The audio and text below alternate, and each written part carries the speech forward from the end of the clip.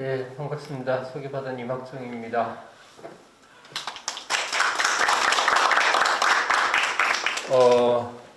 먼저 우리 부총장님과 도서관장님께서 이렇게 나와주시고 동명스님이시죠? 네, 반갑습니다. 무엇보다도 우리 학생들이 자리해 주셔서 고맙습니다. 저는 처음에 부총장님께서 이 화두를 내실 때 이 가야의 잘못된 부분, 왜곡된 부분을 다뤄야 된다 이런 말씀을 하셔서 사실 좀 놀랬거든요. 요즘 화두가 되고 있는 그 상기문, 하기문, 임나사현 이런 부분에서 다른 편이구나 이런 생각을 했었어요. 근데 그게 아니고 그걸 걱정하시는 것 같아서 제가 오늘 수업하면서 간단하게 그거에 대해서 언급은 해드리겠습니다. 제가 우리 학생들이 반갑다는 이유는 그런데 빠져버리면 헤어나지 못하는 경우가 많습니다. 그래서 그거를 제가 어쨌든 사실만 적시해서 좀 알려드리고, 오늘 제목이 가야의 향기인데 원래 3시간짜리로 준비를 했고 슬라이드 필름이 100장이 넘습니다. 근데 이제 시간을 제가 나중에 연락받기를 1시간 한 반 하고 30분 토론을 하라 그랬는데 지금 벌써 20분 이상 지나갔고 해서 가능하면 좀 빨리 진행을 하겠습니다. 그 대신에 사진 속에 숨어있는 뒷 얘기나 그 비하인드 스토리가 엄청 많은데 그거를 아마 다 못 들으실 것 같아요. 그래서 주제를 조금 줄이고 아마 건너뛰어야 되는 부분도 많을 것 같습니다. 일단 시작하겠습니다. 여러분 가야는 잘 아시다시피 지금 62년이니까 한 500년 가까이 AD 42년부터 역사 기록상으로는요, 우리 이 낙동강 중심을 한 지역에 있었던 나라입니다. 그런데 어디 우리 졸업생들 취업한다고 시군에 면접을 가면 제가 꼭 물어보는 게 있습니다. 가야에 대해서 간단히 한번 얘기해봐라 그러면 언제 생기는 나라인지도 모르고요. 대부분 어떤 얘기 하시는지 아세요, 학생들이? 수험생들이? 고구려, 백제, 신라 이전에 있었던 여러 나라다 이렇게 얘기해 버립니다. 그만큼 역사에 대한 인식 자체가 없고 가야를 전혀 몰라요. 근데 그게 아니고 아시다시피 역사 기록만으로 보면 신라가 제일 먼저 생겼고 그 다음에 고구려 생기고 백제 생기고 그 다음에 가야가 생깁니다. 근데 여기서 중요한 포인트가 뭐냐면 왜 신라가 먼저 생겼다고 나왔고, 우리가 젊을 때 우리 배울 때는 고구려가 먼저 생긴 거로 배웠거든요. 근데 지금도 여러분 교과서에 그래 배우는지 모르겠는데 삼국 사기를 쓴 사람이 김부식이잖아요. 신라군이세요. 이 역사서를 삼국이 다 지나야 삼국의 역사를 쓰잖아요. 그때 있었던 삼국의 각국의 역사책이 있었습니다. 기록에도 나옵니다. 그거를 취합하고 여러 가지 문집에 들리는 얘기를 조합해서 고려시대 때 삼국의 역사를 쓴다고요. 역사가 지나야 다 지나고 나야 쓰는 거니까. 근데 그게 우리가 역사를 봐야 되는 아주 대단히 중요한 한 포인트인데, 역사는 항상 윤색이 되고 왜곡이 됩니다. 누군가가 덧붙이거나 과장하는 게 많고 또 잘못된 거를 거꾸로 뒤집어 놓고 이럽니다. 그래서 당연히 고구려가 먼저 생겼는데 신라가 먼저 생겼다고 나옵니다. 그리고 이 역사책이 대부분의 나라 세계사도 다 똑같습니다. 특히 중국은 엄청나게 과장을 많이 하는 나라로 유명하죠.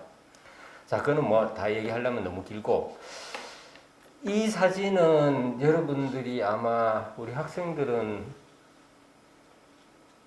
아마 아주 갓난 아기일 때 김해 사진이에요. 2002년도에 김해 제가 처음 왔을 때 청원에 꿈을 품고 왔습니다. 제가 가야 전공은 아니지만 한때 가야를 열심히 공부했던 사람이고, 제가 대학원 졸업할 때 이 전향을 했어요. 가야에 대해서 다른 길로 갔었는데, 가야의 수도, 더군다나 마지 나라 수도에 왔는데 시내를 한번 둘러보고 너무 놀라서 지금 그 흥부암 있는 이모산에 올라가서 찍은 사진인데, 지금 앞에 보이는 공지가 시외버스 터미널하고 신세계 백화점 들어선 자리예요. 그 건너편이 봉황대고 그 바로 옆에 여기가 수로왕릉이고 잘 아시는 분산이죠. 근데 야, 가야의 수도가 무슨 이 모양이냐? 학교 다닐 때 답사왔던 거하고 완전히 틀린 거예요. 너무 놀랐는데 이래 대해서는 그 옆에는 경운산의 내외동 쪽이죠. 이 사진하고 앞 사진하고 합치면 붙어 있습니다. 이 완전 아파트 숲이에요. 이게 무슨 가야의 수도인가? 제가 그래서 한때는 우리 동네에 있는 김해에 있는 가야라는 이름을 있는 간판을 사진을 찍고 다녔어요. 뭐 가야 대학도 있고, 그때는 이제 막 처음 생겼을 때고, 또 미용실도 있고 마트도 있고. 근데 결국은 요 보십시오. 이거를 보다가 제가 포기를 했는데 가야의 거리도 있고, 우체국에 가서 그때만 해도 이 전화번호부가 없을 다 개인한테 없을 때예요. 예전에는 다 가지고 있었는데 이제 우체국에 가서 봤는데 김해 상호편에 가야라는 첫 페이지인가, 가하니까 제일 먼저 나오잖아요. 가야라는 상호를 가진 게 몇 개 있는가 봤는데 그냥 이 한 페이지로 속합니다. 이 수백 개, 이 몇 페이지에 걸쳐서 가야의 이름이 나와서, 야, 그런데도 이렇게 가야를 팔면서도 가야의 도시는 이렇게 되어 있는가, 제가 정말 너무 놀랐습니다. 그래서 우리 국립김해박물관인데 여기가 우리 수로왕이 하늘에서 내려왔다는, 탄광했다는 구지봉입니다. 그죠? 그 자락에 이 박물관이 있었는데 여기에도 비하인드 스토리가 많습니다. 저는 이 박물관을 이 자락에 이렇게 지으면 안 된다. 이게 구지봉 자체가 유적인데 여기에 자락을 자르고 지으면 되느냐? 근데 지금도 가보시면 알지만 이 부분은 안 잘렸습니다. 그리고 이쪽에 가면 이렇게 피자 한 조각처럼 건물이 동그랗잖아요.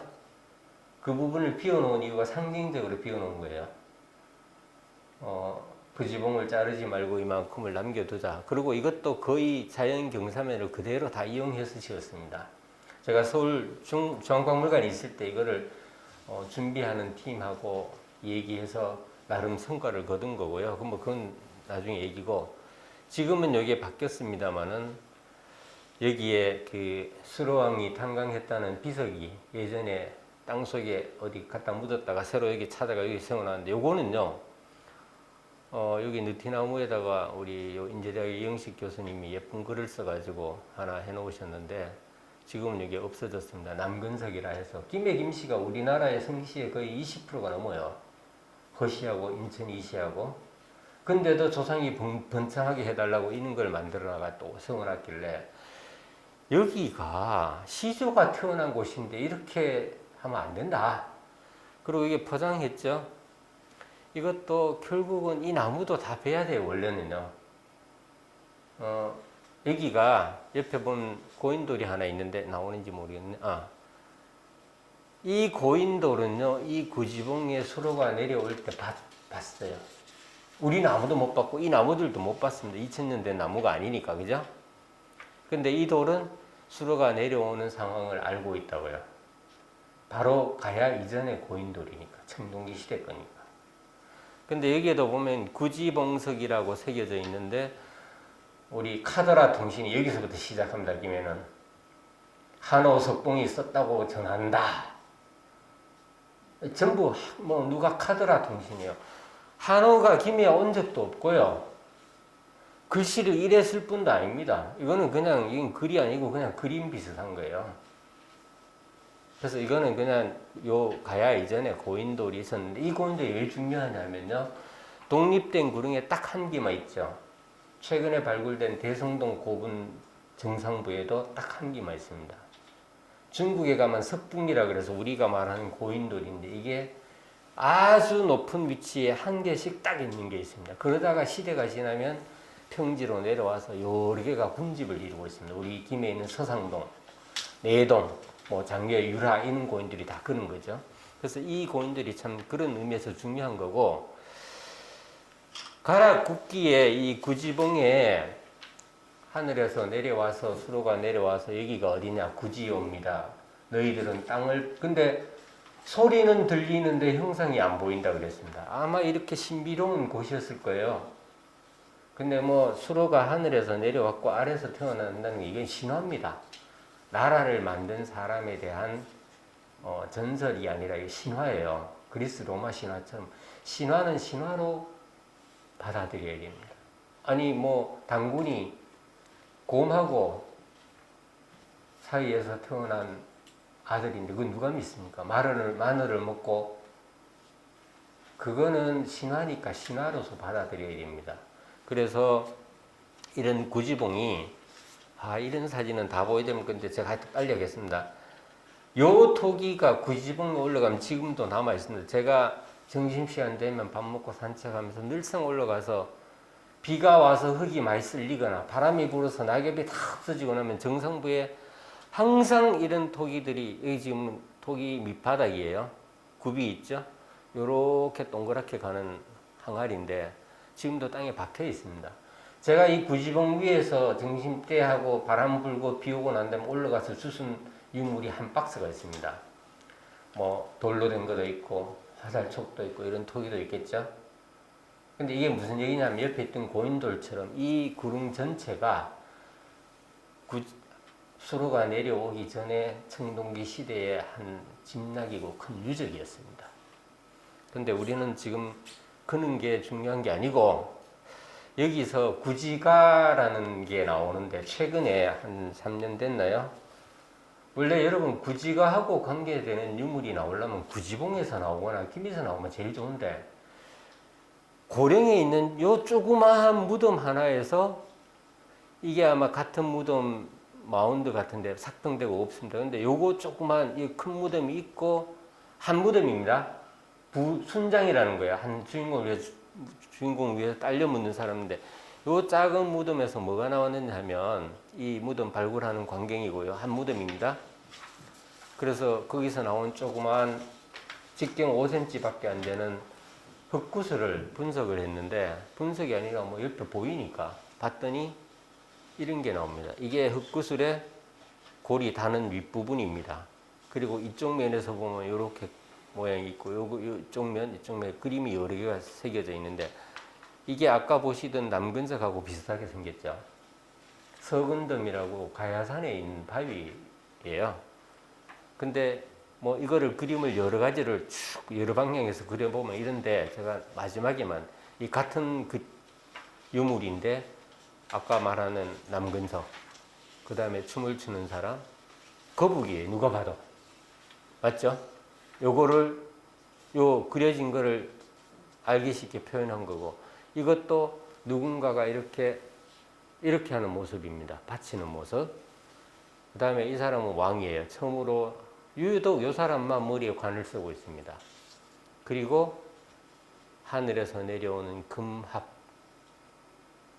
이 모양이 표현된 게 있는데 이건 아까 말씀드린 가야산에 있는 서원덤이고 부분적인 그림을 보여드리면 이렇습니다. 근데 이 거북이 사진이 그림이 그리고 거기에 나오는 이 사람 왕관을 쓰고 있는 사람이 가야 신라의 관들이 다 이렇게 관식이고 이게 관인데요. 전부 이렇게 생겼습니다. 그렇죠? 이게 표현되어 있고요. 뭐 우리 복원된 그림에도 다 이렇게 나오고 그 다음에 아까 여기 춤추는 사람이 하나 있습니다. 이 사람 손이 꺾인 거 발 모양 고구려 고분백화 무용청에 나오는 그림 뭐 승무 다 이 모양입니다. 그리고 방구대라든지 여러 암각화에 천전이 암각화에 보면 이런 모양이 나옵니다. 이런 모양 이런 모양들. 그래서 이 사람은 이 금합을 맞이하는 사람으로 보기도 하고, 이렇게 다리를 굽히고 서면 이 모양인데 말이라고 얘기하는 사람도 있습니다만은, 이 모양이죠. 어디에 받치는 모습. 그리고 이 금합은 아까 그하고 아주 닮았죠. 그래서 이 말로 보는 분들은 이거를 이렇게 표현했다. 그렇게 그런 얘기고, 금합하고 나오는 내용인데, 이게 6세기 가까운 5세기 말쯤 돼서 대가야 무덤에 나왔어요. 아마 어떤 애기가 아니면 그 장난감으로 썼는지 모르겠는데, 이게 갑자기 왜 구지봉에서 안 나오고 여기서 나오느냐. 저 흙구슬 하나 가지고 앞으로 논문이 엄청 많이 나올 겁니다. 수십 편이 나올 겁니다. 근데 대략적인 해석에는 전부 동의합니다. 이거 구지가를 표현한 거 맞다. 수로가 탄광하는 장면을 묘사한 게 맞다. 근데요, 여러분, 우리 김해에 있는 가야나 가락국이라 그런다, 구야국이라 그러는데, 금관가야는 훨씬 뒤에 생긴 말이에요. 그래서 우리가 보통 금관가야, 대가야, 아라가 이런 용어를 함부로 쓰시면 안 돼요. 근데 그건 그렇다 치고, 초기에 우리 금관에 있던 그 김해에 있던 가야나 이런 세력들이 세력을 잃고 아라 쪽에, 하만 쪽에 갔다가 마지막에는 대가야가 가야의 맹주 역할을 합니다. 그때 이 우리 조상의 시조가 다시 우리를 좀 더 융합시켜 달라라는 뜻으로 저런 토제품이 만들어졌을 가능성이 있습니다. 근데 그거는 뭐 앞으로 어떻게 해석할지 모르겠지만, 이게 제가 1번 제목 가야라고 한 얘기가, 가야가 왜 이렇게 황폐화되었느냐. 특히 김해는 난개발, 과도한 성장, 인구가 20만이 안 되는 도시가 지금 50만이 됐잖아요. 사실은 10만이었어요, 인구가. 근데 불과 한 30년 만에 56만이 됐다는 건 무슨 뜻인지 아세요? 여기에 계시는 분들 손 들어보면 금방 표시나는데요. 지금 김해에 살고 계시는 분들의 80% 이상은 외지인이라는 뜻입니다. 그러니까 시내에 가다가 다른 도시에 갔다 김해 들으면 긴장을 해야 됩니다. 제일 먼저 오토바이가 역주행을 하죠. 그 다음에 차들은 막 빵빵거리고 막 다닙니다. 좁은 골짜기에 있는 도시인데 워낙 사람들이 많이 모여 살고 골짜기마다 전부 공장이 들어서 있으니까 출퇴근할 때 되면 난리가 아닙니다. 그래서 원래 김에 계시던 분들은 우리 도시가 내 고향이 왜 이래 됐을까? 발전해서 좋다는 분도 계시고, 너무 황폐됐고 산은 다 깎이고 계곡은 다 메워지고 이런 얘기를 하실 겁니다. 그래서 외지인이 80%라는 것은 그만큼 더 우리 형토를 사랑하는 마음이 적다는 얘기고, 나는 여기 돈 벌러 왔어. 공장에서 돈만 벌면 되지 뭐 내가 좀 빨리 가면 어때 뭐 이런 생각입니다. 그게 아까 우리 부총장이 말씀하셨던 김해에 대한 우리가 이런 강의를 통해서 문화에 더 나아가야 되는 시발점이기도 한데, 이번 이 수로 해반천을 건너다 했는 거는 이 유적이 발굴된 게 구산동 고인돌이라고 지금 그 연지공원 옆에 있습니다. 박물관 건너 구지봉 건너편이죠. 이 고인돌이 2006년도에 발굴됐는데 제가 이 현장에 있었습니다.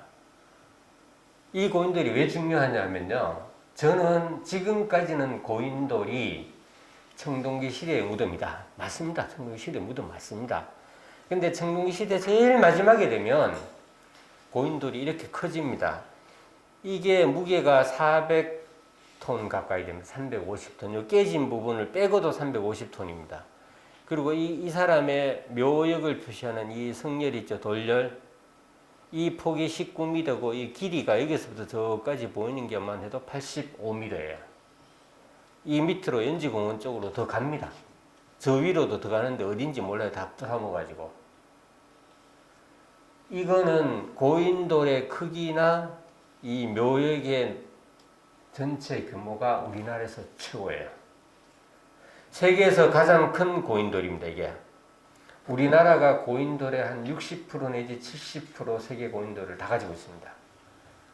돌을 워낙 좋아했는 게 아니고 또 무조건 사람이 많이 죽은 것 아니고 우리나라에는 그만큼 이런 데 쓸 수 있는 좋은 화강암이 많다는 얘기죠. 경주에 있는 불상들이 옷주름이 표현된 정말 막 날아갈 것 같은 그런 표현된 불상이 다 돌로 만들어져 있잖아요. 돌을 떡주무로 듯이 했다. 일본 가면 금방 표시납니다. 일본은 벌써 나라나 해안 이때부터 나무로 부처가 만들어집니다. 왜?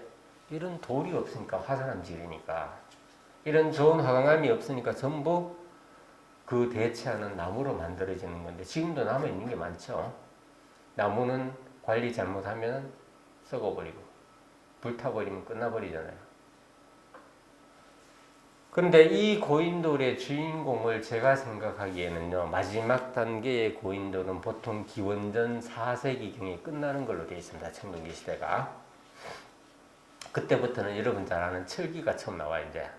그래서 우리가 초기 철기라고 하는데, 철기가 처음 나오지만 대부분의 중요품은 돌이나 청동으로 씁니다. 아직 청동기 시대의 마지막이죠. 예전엔 그래서 청동기 시대 후기 하다가 철기가 나오기 이제부터 철기 시대를 해야 된다. 근데 초기 철기라고 하자 이런 용어를 쓰다 요즘도 씁니다. 그게 여러분이 아시는 교과서에 배우는 거는 사만이에요. 근데 사만은 그 청동기 끝나고 초기 철기 끝나고 나서 기원 전후부터 시작해서 사만이라고 해요. 진한 변화만. 요즘은 진한 변화만, 특히 변화는 가야의 초기라고 얘기하기도 합니다. 왜? 삼국사 유사 기록에 가야가 42년에 벌써 세운 걸로 되어 있으니까. 기원 후 42년이니까 보통 기원 전후부터 사만이라고 하는데, 그래서 이 집단, 이 고인돌을 보는 순간, 발굴은 이 상태에서 마쳤는데, 이거 보는 순간 제가 누누이 강조한 게, 이거 수로의 집단이다. 이렇게 큰 고인돌을 만들어낸 사람들은 바로 수로가 여러분 아시죠? 9명의 우두머리 구간 세력의 추앙을 받습니다. 그죠? 이게 무슨 뜻이냐면 역사 해석을 잘해야 되는 게 똑같은 청동기 시대의 사회에 여러 명의 지배자가 있습니다. 예를 들면 서상동의 고인돌을 가진 사람, 내동에 가진 집단, 또 유라에 가진 이런 여러 집단들이 있었는데 그걸 간이라는 거는 우리 징기스칸 할 때 그 칸이에요. 대장을 말합니다. 이 집단 중에 누군가가 왕을 해야 되는데 이제 너무 집단이 커지니까 이 사람이 수로인데 신화를 만든 겁니다. 하늘에서 내려온 사람이다, 이 사람은. 우리가 그러니까 감히 범접할 수 없다. 그래서 수로가 되는 건데 이 사람이 역사적인 맥락으로 보면 이 청동기를 거울이나 손칼 만들어 쓰던 사람들이 철기를 알게 된 거예요. 엄청난 겁니다. 그래서 이 수로가 그걸 습득했겠죠. 외부에서 마음을 열고 다른 나라의 철기 기술을 받아들였다. 이 9명 중에 10명 중에 그게 수로였다면 이 사람이 왕이 네가 왕을 해라. 신화를 만들자. 이렇게 되는 겁니다. 이해되시나요? 근데 제가 이때부터 생각한 게 뭐냐면 이 고인돌이 전국에서 이런 형태의 고인돌이 우리 남해안을 따라 쭉 많이 나옵니다. 그래서 이거는 여러 가지 증거로 봐서 기원전 4세기는 우리나라 서한 지방에 철기가 처음 들어오기는 하는데 조각칼 한 점이나 조그마한 호미 한 자루 밖에 없습니다. 그것도 전부 중국 본 제품이에요. 가지고 온 중국에서. 근데 이 고인돌이 기원전 4세기에 끝났다면 같은 시기예요. 근데 워낙 큰 집단을 가지고 있는 이 정도의 세력을 가진 사람 같으면 철기를 알았을 거다. 그래서 저는 이 고인돌이 철기 때 만들어졌다는 얘기는 하면은 학교에서 쫓겨날 겁니다. 벌써 15년 전이니까. 근데 그때 이런 얘기를 했죠. 제가 그래서 이것 때문에 창원에 있는 봉산이라는 커다란 고인돌을 직접 발굴도 했습니다. 기획을 해서. 제가 관장이니까. 왜냐하면 거기에서 철기를 찾아보고 싶어요. 고인돌 안에 분명히 철기가 있어야 된다. 그래서 이게 만약에 기원전 4세기가 아니고 여러분 혹시 창원 다오리 유적 아시죠? 기원전 1세기에 만들어진 나무의 목관을, 통나무관을 만들어서 무덤에 넣은 집단인데, 이 다오리 일족에서는요, 기원전 1세기하고 이 고인돌이 기원전 4세기만 300년 차이 나잖아요. 요 300년 사이에 어떤 일이 벌어지냐면, 이 고인돌이 나올 때쯤에 우리나라 서한 지역에 바다를 통했던 저 육지를, 반도를 통해서 내려왔던 간에 요만한 조각칼 한 점하고 호미라고 하는 요능과 한자로 나오던 중국 걸 수입해가 쓰던 사람들인데, 불과 300년도 안 된 시점에, 250년쯤 지난 시점에 뭐가 나오느냐 하면요, 무구, 이 창칼, 화살, 마구, 말을 부릴 때 쓰는 모든, 그 다음에 농구, 뭐 호미, 괭이, 따비, 그 다음에 어구, 낚시바늘도 나옵니다. 그리고 목공구, 나무를 가공할 때 쓰는 모든 완성된 절기가 다오리에서 벌써 나옵니다. 너무 짧지 않습니까? 그래서 이 지금까지 나온 사만의 다오리 단계의 유물을 더 당겨 내릴 수는 없다. 더 오래됐다고 얘기할 수 있는 근거가 너무 없어요. 조금씩 내려가고는 있습니다만, 그래서 지금도 기원전 1세기 정도는 확실히 맞습니다. 근데 이 고인돌은 그 전에 있는 작은 데 있는 고인돌보다 이렇게 밖으로 나오는 좀 더 밑 시대가 내려오는 고인돌이 있다면 이 간극이 자꾸 좁아질 수 있다. 그래서 큰 고인돌에 분명히 철기가 있으면 좋겠다. 그래서 이 집단이 수로 집단이다. 요 4개 집단 중에 한 집단인데, 그러면 여기에 있는 해반천이라는 강을 건너서 이 집단이 내외동하고 연결되는 집단이거든요. 이 집단이 구산동에서 내외동까지 전부 연결됐다고 봅니다. 근데 건너면 구지봉이라는 신성한 곳에서 내가 왕이다 하고 선언을 할 수 있는 거죠. 그래서 이 제목이 수로 해반천을 건너다였고요. 아까 보실 때는 작았죠. 이 어른 성인의 2배가 넘습니다. 높이가.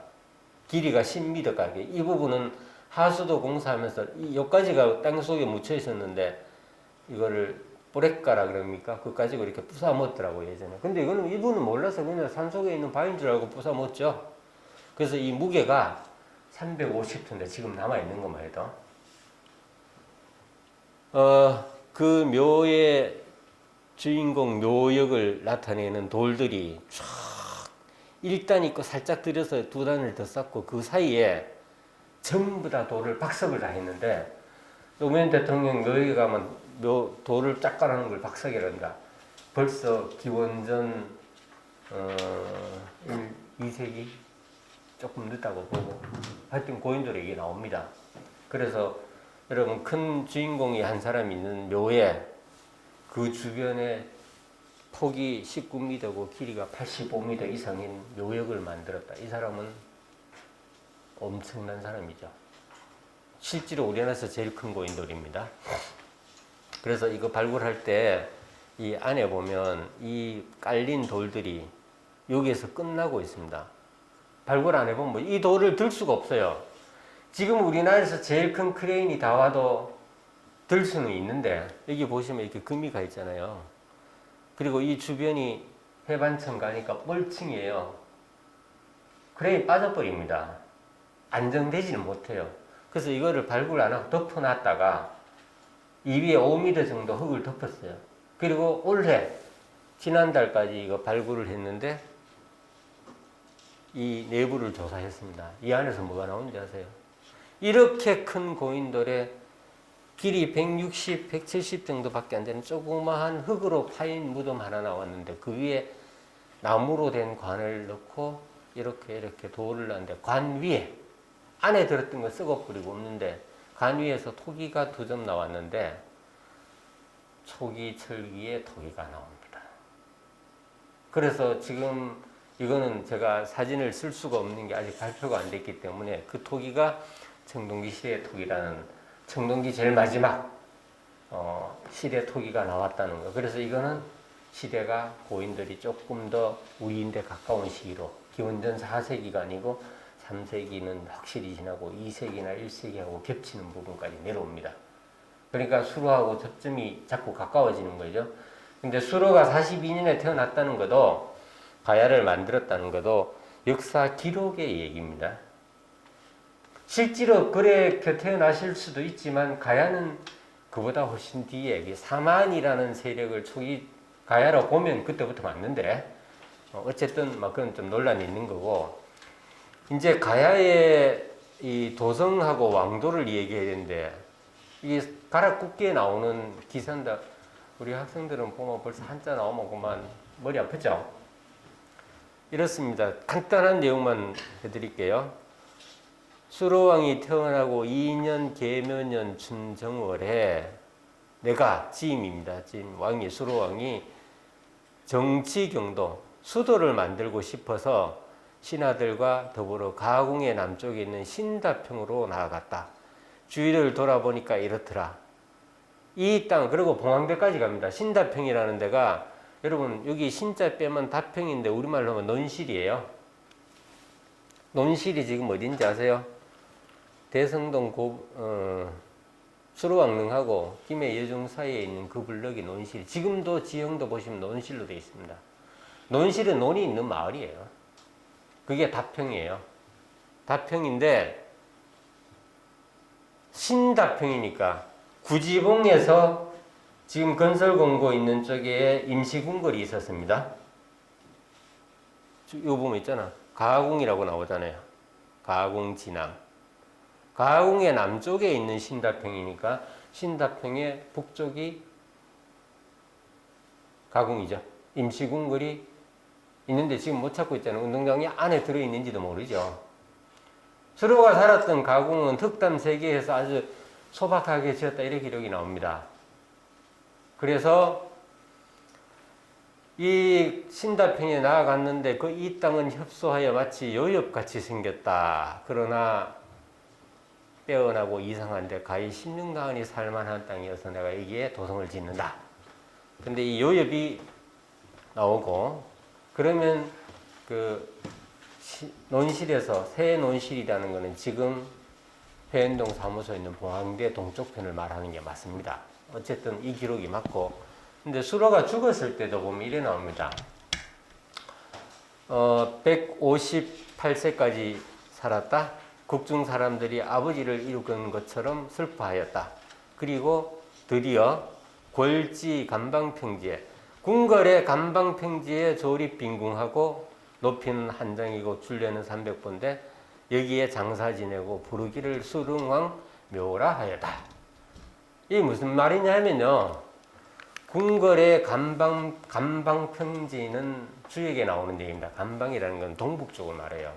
지금 봉황대 동쪽편에서 동북쪽 보면 수로 왕릉이 있습니다. 이 너무나 정확한 고증이에요, 이거는. 근데 우리 문헌학자들도 이거를 잘 인용을 안 하더라고요. 조선시대 허아무개에 쓴 비석이 있다. 그래서 여기는 왕궁터다. 그 정도인데 벌써 가락국기에 나옵니다. 그래서 이 내용을 근거로 아까 이 땅은 협소하지만 아주 빼어나고 이상한 곳인데 마치 여엽처럼 생겼다. 여엽이 엽귀입니다. 이 풀입니다. 이 풀. 그 길가에 가도 많고 물가에 가면 많은 김해분들 돼지풀이라 그러더라고요. 소가 먹으면 설사하는 거. 우리 어릴 때 소꼬를 하면요, 이거 엽귀인데 이거를 꼴망태에 담아가지고 밑에 넣어놓고 위에는 좋은 풀 해가지고 아버지 속이는 거죠. 가가지고 소를 주면 그 다음날 매를 맞습니다. 소가 그 다음날 설사를 하거든요, 이거 먹으면. 그리고 이거 빻아가지고요, 조그만 겨울에 뿌려버리면 물고기들이 다 기절해가지고 둥둥 뜨면 그냥 주스면 되는 거예요. 대단히 독한 풀이에요. 근데 이 엽기 잎이 요 잎 모양이 요거나 지금 봉황대하고 똑같죠. 근데 조그만 구름 풀잎처럼 안 생기게 어디 있습니까? 그렇지만 해필이면 왜 엽기라고 했을까? 제가 요거는 엽기의 의미는 나중에 또 한번 기회 되면 말씀드릴게요. 그래서 이것도 2002년도에 지금 봉황대 구릉이 이렇게 생겼고, 요 사진에 보시면요, 봉황대가 아니고 대성동이죠. 이거는 이게 봉황대네요. 봉황대인데 지금은 정비가 많이 되어 있습니다만은 봉황초등학교는 이제 뭐 폐교가 됐고요. 이 미나리강이었습니다. 이게 해반천이 여기고 이 부분을 발굴을 했는데 정말 시구만장한 게 나왔습니다. 그래서 예전에 발굴한 걸 근거로 이런 집들도 복원해 놓고 했는데 이 집에 대한 사연도 많습니다. 그 봉황대 옆에 2004년도에 발굴을 하나 했는데요. 이 사진은 정말 귀한 사진이에요. 진, 욕, 치, 정치, 경도, 신다평, 축치, 도성 이렇게 아까 그 가락국기에 나오는 내용을 이렇게 길거리에 붙여놨는데 세상에 이거 붙여놨다고 우리 김해 씨의 모 공무원께서 발굴 현장에 와서 항의를 하고 난리굿을 쳤습니다. 그래서 제가 참 쌍욕을 하고 뭐라한 적이 있는데 발굴 현장에요. 여기는 어느 기관에서 발굴하고 있습니다. 들어오지 마십시오. 뭐 이런 것을 넣는 것보다 이게 100번 낫습니다.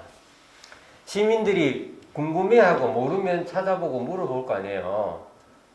근데 왜 이걸 붙였느냐 하면요.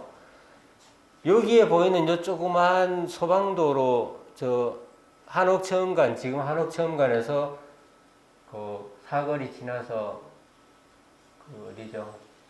회인동 사무소로 가는 길인데 요거 너무 좁아서 요 폭만큼 이게 넓히기 위해서 여기에 발굴을 하고 있는 겁니다, 지금. 근데 여기서 뭐가 나온지 아세요? 이게 아까 그 소방도로 기존에 있는 길이고 여기 일로 가면 한옥체험관입니다. 아까 산하고 반대죠. 요 폭만큼 여기 발굴을 했는데 이렇게 비스듬하게 해가지고 이 흙벽이 나오고 그 바깥에 한 벌, 중간에 흙 채우고 또 한 벌, 안에도 한 벌, 또 흙 채우고 한 벌, 두 벌로 이렇게 쌓아놓은 토성이 나왔습니다. 이게 뭘까요? 이게 아까 기록에 나오는 수로왕이 세웠던 왕궁터입니다. 성벽, 벽석인 거예요. 벽이 처음으로 나온 겁니다. 이게 나오니까 막 학계가 발칵 뒤집혀졌습니다. 근데 여기 보시다시피 요 도로는 놔두고 요 부분만 발굴했으니까 이게 뭐 한 개, 성벽은 일로 계속 갈 거 아니에요. 이쪽으로 가고. 이거를 추정해서 성벽을 다 돌려보면 봉황대를 감사하는 여러 번의 발굴이 있었습니다. 이거를 찾기 위한 발굴도 있었지만 집 짓기 위해서 이게 안 된다, 조사해야 된다. 얼마나 민폐가 꺾였어요. 전부 뭐 봉황동, 회인동 사시는 분들은 문화적으로 막 고개를 흔듭니다. 그래서 국가에서 또 시에서 뭐 저도 일주를 했습니다마는 시장님 찾아가서 독대해서 원래 돈 쓸게 왕궁을 만들기 위해서 돈을 200억 좀 받아다.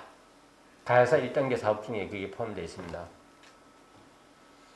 제가 A4지 한 장 메모해서 시장을 독대해서 안 된다. 왕궁을 지으면 안 됩니다. 근데 그때 시장님 제가 누구라고 말씀드리기 곤란합니다만은 좀 아싸한 분이세요. 전문가가 이야기하면 무조건 오케이! 알았다. 내가 안 할게. 이러신 분인데 제가 그때 한 얘기가 그겁니다. 이 성벽을 보시는 거고요. 가야의 왕궁을 지으려면 적어도 우리 보통 집을 지을 때 주초석처럼 초석이 하나 있어야 되는데 초석 나온 게 하나도 없다. 그래서 돌에다가 연꽃도 새기고 뭐 아주 예쁘게 지은 경주꽃처럼 그런 거라도 나와줬는데 막돌도 하나 없다. 근데 몇 칸 건물을 짓고 높이는 얼마큼 할래? 2층으로 할래? 3층으로 할래?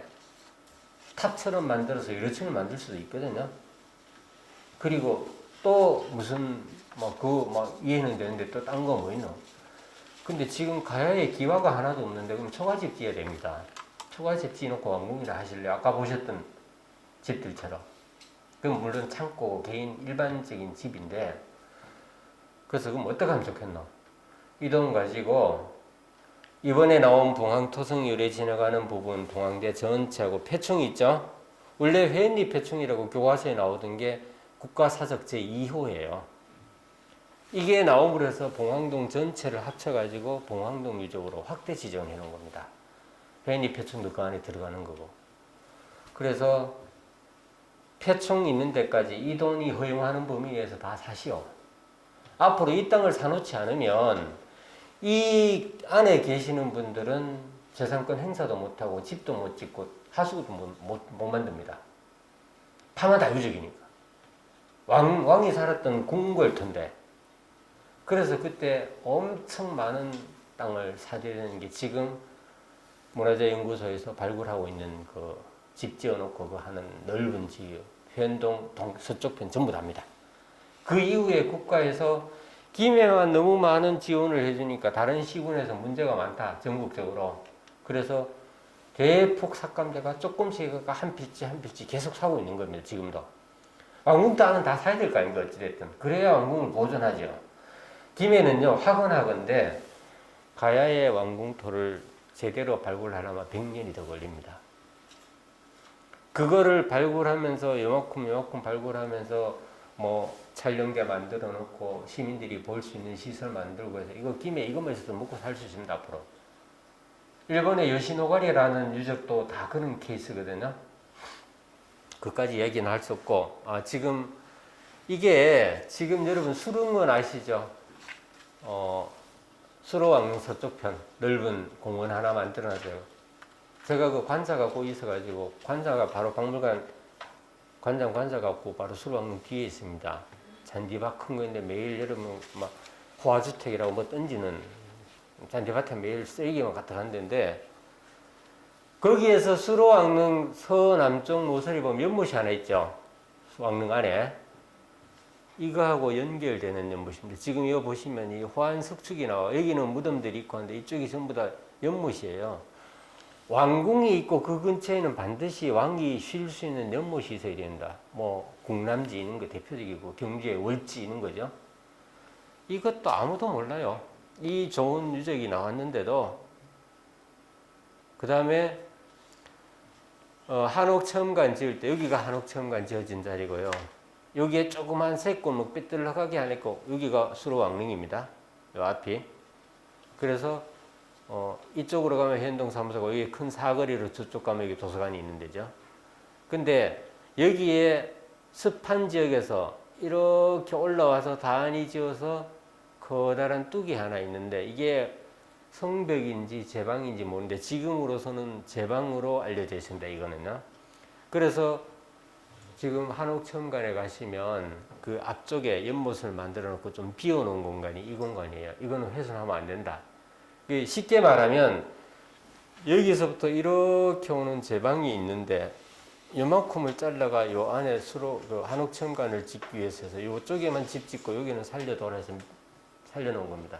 그리고 조금 전에 보셨던 이 성벽이 여러분 이거 좀 작아 보이죠? 여기서부터요 이까지의 폭이 22m예요. 그리고 이 제일 밑바닥에서 지금 남아있는 요 위에 다 잘려보고 없잖아요. 이 성벽이 이래 생겼을 거예요. 그죠?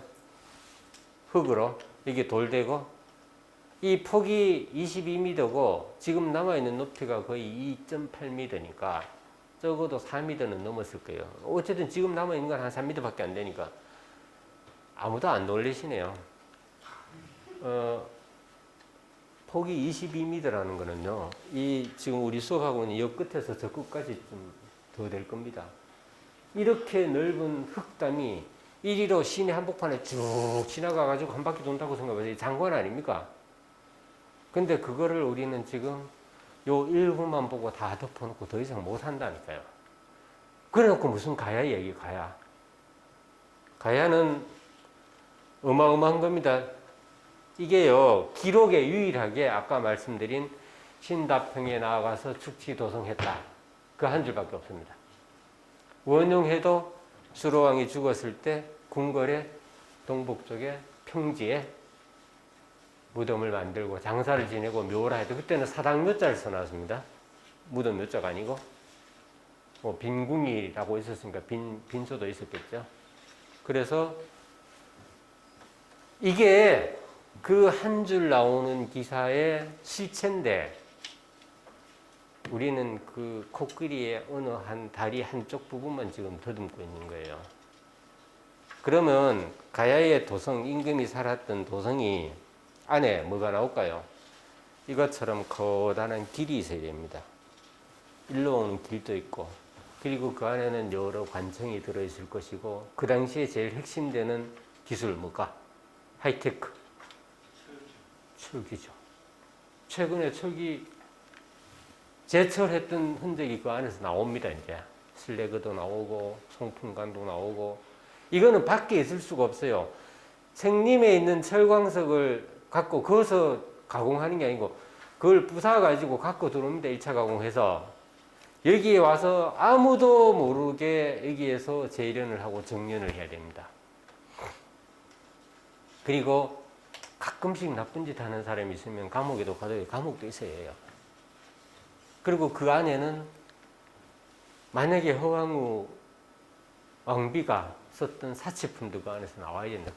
그게 도성으로서의 아주 중요한 조건이에요. 그리고 허왕우가 주무시던 침실도 나와야 돼요. 목욕탕도 나와야 되고, 아무것도 모르는데 어떻게 복원합니까? 기와도 하나 없는데. 그래서 이런 얘기를 다 하면 한도 끝도 없고, 근데 여기서 이 뚝 옆에서요, 이렇게 토기를 만드는 시설들이 나옵니다. 이 가마들입니다. 토기 만드는 가마. 그리고 작업했던 공간들이고, 여기 보시면 약간 이렇게 산이죠. 여기가 뻘이잖아. 흙이 그렇잖아요. 이게 뭔지 아세요? 자, 지금 김해에 계시는 분들하고 내가 이해하는 게 편한데, 봉황대가 해반천 옆에 남에서 북으로 이렇게 지나갑니다. 그죠? 맞죠? 그 위에 가면 대성동 고분이 이렇게 있죠. 근데 요 사이에 수로왕릉 뒤쪽으로 또랑이 하나 지나오거든요. 이게 금강천인데 지금 메워져가지고 그냥 길이에요. 대성동 고분 발굴할 때만 해도 이게 또랑이었습니다. 매우 다 지금 복개가 되어 있습니다. 그리고 여기에서 봉황대에서 대성동 고분 사이에 보면 수릉원이 있는데, 이 능선이 하나 더 있습니다. 이게 이렇게. 여기에 이 능선은 그냥 이렇게 있는 게 아니고 이렇게 있는 주능선이 있고 한옥천관 쪽으로 이렇게 가지 능선이 있는데, 이 부분을 지금 보고 계시는 거예요. 근데 이 부분의 북쪽은 대성동하고 이 부분은 지금 수릉원 돼 있는 부분은 왜 없느냐 하면, 여기 예전에 김해 공설운동장이 있었거든요. 이렇게. 그 공설운동장 만들 때 이 능선을 깎아버린 거예요. 근데 여기가 높은 데고 여기가 낮으니까 요 옆에 백조 아파트 뒤쪽으로 습지가 있는데, 거기에서 또 부채를 가진 수로왕 비슷한 그 지배자의 무덤이 나온 게 있습니다. 대성동 고분보다 빠른 무덤들이에요. 목관이라고. 그래서 아까 그 물가에 이게 제방이라는 이유가, 분산에서 내려오는 금강천이요, 수로왕릉 쪽으로 해반천으로 가지만 여기에 이렇게 모입니다. 그래서 오히려 축협이 있는 쪽으로 한옥천관 옆으로 해서 쭉 바다로 빠져나가는 길이 있거든요. 거기에 이 한옥천관 발굴할 때서 나온 말이고요, 사람이고, 토제품 조그만 것들이 나오는데, 이게 사진이 있는가? 이거네요. 박물관 가면 이게 전시가 돼 있는데, 이게 수변의뢰라는 겁니다. 물가에 제사 지내던 흔적인데, 말을 조그마한 미니어처로 만들어가지고 이 성기만 크게 표현하고, 이 가야 사람들이에요. 원피스 입었습니다. 남자고 여자예요. 여자분은 허리를 짤록하게 하려고 띠까지 둘렸는데 좀 떨어졌죠. 이런 토기를 들고 가서 잘 사시오 하고 넣어준 건데, 이거는 죽을 때 넣은 게 아니고요, 가야에 철기를 싣고 외국으로 가는 남편에게 물가에서 이렇게 던지면서 제사 지내는 거예요. 수변의뢰라 그럽니다. 산상의뢰가 있고 수변의뢰가 있는데, 그러니까 아까 그 땅 보면 시커멓던 게 다 그거. 가야의 문짝도 나왔어요. 거기에서요. 우리 보통 이렇게 밀고 당기는 문. 이게 그 좀 디테일한 거고, 이 사람들 얼굴 표정을 보면 이게 가야 사람 얼굴입니다. 뭐 가면을 쓰는 것 같죠. 가야의 의복을 복원하려면 여기서 시작해야 된다. 나온 게 요거밖에 없습니다. 물론 유물을 철기를 넣고 했는데 보면 천에 쌌는데 여기 붙어가지고 수착이 돼 있는 거를 요즘 분석해가지고 가야의 직물들을 다 밝혀내고 있습니다. 이게 그 왕궁 앞에서 나온 지금 회원동 사무소 바로 옆에서 나온 가장 최근 자료죠. 이제까지 가야의 집자리가 나와도 이런 게 처음 나왔어요. 조금 더 봉황대에서 바깥쪽으로 여기 회원동 사무소 쪽으로 더 나오니까 이런 게 나왔는데 뭐가 나왔는지 자세히 보세요. 여기에 구덩이들이 이렇게 하나 둘 셋 쭉 있고 하나 둘 셋 넷 이렇게 이제 건물지인데 요 부분에 땅을 팔고 돌을 이렇게 흙하고 다져가 집어넣고 이 위에 원래 돌판을 놓습니다. 이거를 초석이라고 합니다. 그죠? 이해하세요? 네. 기둥을 세우는 돌. 근데 그 초석은 지금 여기 보시면 바로 우리 길 다니고 있는 바로 밑에이기 때문에 다 없어지고 이거를 적심이라고 그럽니다. 적심석만 쭉 나왔는데 이 적심석 안에서 5세기대 가야 토기가 나왔습니다. 뭐 명확합니다. 그리고 전체를 보면 이렇습니다.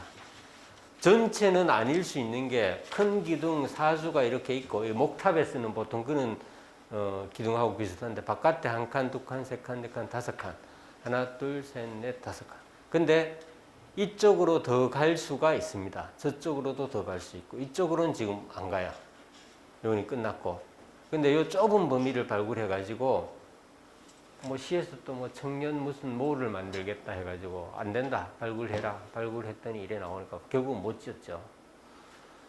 봉황토성 안에서 나온 처음으로 건물 같은 건물이 나온 거죠. 맨날 땅만 파가지고 이렇게 아까 흙으로 이 풀엮어가 만드는 집 복원하는 거 있죠. 그것만 나오다 이제 기둥이 있는 건물이 처음 나오기 시작했어요. 왕궁에 어울리는 어떤 관아 같은 시설이겠죠. 그 봉황대 남쪽에 보면 이렇게 이게 봉황대입니다. 이렇게 이모산이고 흥부암이네요. 봉황대가 끝나고 그 남쪽에 여러분 복리단길 아시죠, 우리 학생들? 복리단길이 옆으로 이렇게 뺑 둘러 축협까지 가 있잖아요. 그 가장 동쪽에 이렇게 커다란 이게 전부 가야의 폐총입니다. 가야부터 그 전까지, 그 이후까지 이렇게 돼 있습니다. 이렇게 무덤처럼 되어 있는 이게 전부 조개잖아요. 이거를 서쪽 부분 일부를 파가지고 발굴을 했는데 이거는 제일 깊은 데가 아닌데요. 한 8m 됩니다. 여러분 여기가 땅이고 조개를 먹고 버렸는데 차곡차곡 쌓여가지고 이만큼 됐는데 어느 게 오래된 걸까요? 밑에 있는 게 오래됐겠죠. 이 부분을 조사를 끝내고 이 부분을 조사를 끝내고 이 폐각을 다 분석하고 이 속에는요 엄청난 유물들이 많이 들어있습니다. 조개와 뭐 다른 동물뼈 먹고 버린 생선뼈 다 있지만 왜? 조개 때문에 탄산 칼슘 때문에 안 썩고 남아 있는 거예요. 그리고 쓰다가 버린 돈. 여러분 우리나라에서 가장 오래된 탄화미 불에 탄 쌀이 나온 게 이 김해배충입니다. 일제 때. 그래서 너희들은 일본 사람들이 우리 보고 금속 병용기라고 용어를 썼습니다. 돌하고 쇠하고를 같이 썼던 미개한 민족이다. 돌만 쓰다가 갑자기 척이가 들어와가지고 같이 썼던 민족이라 했는데 그게 아니고 벌써 청동기도 썼고 그 전에 신석기도 있고 구석기도 있고 그래서 이 부분을 보시면 여기에 사슴뿔도 있고요. 이 많은 안에 조개를 분석하면 그 당시에 기후나 생태계를 복원할 수 있습니다. 그 안에 있는 동물뼈와 조개와 조그마한 달팽이 다 분석해. 그래서 폐총은 문화의 보고예요. 쓰다가 버린 동전도 있고 타나미도 있고 먹은 여러 가지 음식물도 다 나오니까. 여기에서 나온 구를 다 치고 나서 우리가 분석하고 이렇게 버리는데요. 이 굴 길이가요 30cm예요. 이거 양식한 거 아니에요. 그때 사람들이 먹었던 거. 근데 냉장고도 없을 때니까 이 사람들 왜 이거 한꺼번에 많이 닦았어요? 몇 개 따서 그냥 바닷가에 가면 먹으니까 바로 따서 먹고 버립니다. 몇 개만 바구니에 담아서 먹고. 왜? 신선하게 먹어야 되니까. 이 말씀 드리기 전에 봉황대 앞까지 가야 할 때 바닷물이 들어왔습니다. 그리고 지금 우리 박물관 앞쪽이나 인제대 요 앞에 낮은 쪽 삼방동 쪽까지 다 바다였습니다. 김해평야 없었습니다. 그때 바닷물이 들어왔어요. 해수면 변동이라 해서 지금도 해수면이 그때보다 더 높습니다. 근데 저기 어디죠? 우리 을숙도 밑에 뭐 만들었습니까? 큰 뚝 만들었죠. 그리고 이렇게 빙하 시대에 곡간이 있다가 낙동강 물이 흙을 몰고 와서 다 메워놨기 때문에 물이 더 이상 못 들어오는 거예요. 그래도 위험합니다. 자꾸 온난화되니까 그게 얼음이 녹으면 해수면은 지금도 자꾸 높아지고 있습니다. 지금보다 한 2m만 더 높으면 김해평야 다 잠길걸요. 실제로 그렇습니다. 옛날 일제 때 사진인데 유리건판이라 그래서 수로왕릉입니다. 여기 보시면 여기 대성동 고분이에요. 요 또랑 있죠? 그리고 여기 청운탑이 이쪽이 이제 봉황대고 이게 분산이고요. 요 밑에 사진은 이쪽이 봉황대고 이쪽으로 뚝처럼 하나 있죠, 이거. 여기 습지잖아요. 여기 아까 말씀드린 금강천, 수로왕릉 뒤쪽에서 내려온다. 이게 최근에 조사돼서 통일신라 말 고려 초의 토성입니다. 여기에 지금은 전부 다 백조 아파트하고 이런 게 다 들어서 있죠. 근데 이 백조 아파트 밑에 이쪽에 김해 도서관 동관 신축할 때 발굴했는데 이 성벽이 나왔습니다. 기록에 그대로 남아있잖아요, 이 성벽이. 그거를 그림으로 보면 이렇습니다. 봉황대가 여기서부터 이렇게 있고요. 초록색이 패총입니다. 아까 보셨던 패총, 주 패총이 이쪽이고, 능선을 따라 이 전체 다가 이쪽으로 다 낮은 쪽에는 패총이 남아있고요. 처음에 보셨던 토성에 성벽 발굴했다는 거 있죠, 여기입니다. 이거를 근거로 여러 군데 이 지형 같은 걸 보고 해가 저희들이 복원해낸 게 이겁니다. 이거 복리단길입니다. 이쪽으로 가서 봉황초등학교 운동장 앞으로 지나서 아마도 이렇게 점선이니까 추정이죠. 더 나갈지 모릅니다. 이게 여기는 광장이나 신성한 곳으로 쓰고 이 평지에 왕이 궁궐을 짓고 살았더라, 이런 얘기입니다. 그 조금 전에 말씀드렸던 토성이라는 거는 이게 봉황대고요. 노란색입니다. 통일신라 말 고려촌 이렇게 넓습니다. 봉황대 끝자락 봉리단길 바로, 봉리단길 여러분 혹시 차 마시러 음식 먹으러 가시면 이렇게 빙글 둘러 있는데 그 길에서 저 김해평야 쪽을 보시면요 뚝 떨어집니다. 지금 생각해 보니까 그렇지 않습니까? 이게 뭐냐면 이 길이 또랑이고요. 거기서부터는 푹 떨어져 가지고 바다였습니다. 이게 뭐냐면 가야대 성벽의 해자라고, 성 바깥에 여러분 또랑 돌리는 거 아시죠? 그래놓고 다리를 놔놨다가 평상시에 다니다가 문을 열고 다니다가 저기 오면 다리를 들어버리잖아요. 방어의 시설이죠. 그 해자가 지금 그 봉리단 길이에요. 그 뒤쪽 패청 쪽이 이제 성 안입니다. 성벽이 나오고 그 안쪽입니다. 이해하셨죠? 그 이후에 조선시대의 읍성이 지금 동상시장 중심으로 해서 합성초등학교입니다. 여기가 합성초등학교가 북쪽 벽, 서쪽 벽이 성벽 위로 지나가고 있습니다. 왜 합성일까요? 합성이 100년 넘은 학교거든요. 김해에서 엄청 오래된 학교인데 합성, 이성하고 이성하고 합쳐져 만나는 부분이니까 합성학교예요. 지명에 다 의미가 있습니다. 시간이 좀 부족해서 이거는 우리 김해 중심으로 봤는데 아라가야의 추정 왕궁지입니다. 함안에 있는 거죠. 이쪽에 능선, 이쪽으로 올라오면 이제 마리산에서 아라가야의 무덤들이 있고요. 이거는 합천에 다라국이라고 있었는데 조그만 가야의 세력인데 여기에 그 세력의 무덤이 있습니다. 합천 옥전고분이라고. 여기에 환강이고 요거 탁 지나가면 낙동강하고 만납니다. 여기에 이 사람들의 무덤인데 이 무덤 발굴해가 이렇게 복원했는데 엄청 큽니다. 그 끝자락에 이 환강 만나는 평지 바로 옆에 보이시죠 이거? 누가 봐도 성 같죠? 근데 실제로 성을 우리 연구자들도 이렇게 해가지고 이렇게 성이라 그러는데 천만의 말씀인데 이게 전부 다 성입니다. 이까지가. 여기에 배를 대고 바로 이리로 들어가는 거예요. 그래서 여기는 하역도 해야 되고 이렇게 하고 궁궐이나 그게 이쪽에 있을 수 있지만 여기에 좋은 자리가 있습니다. 이까지 전부 다 가야의 성입니다. 제가 이 얘기를 왜 자꾸 하느냐 하면요. 제가 김해 처음 왔던 2002년도에 와서 보니까 전부 가야는 무덤만 파고 있는 거예요. 그래서 그때부터 제가 주장한 게 가야의 도성 얘기를 했습니다.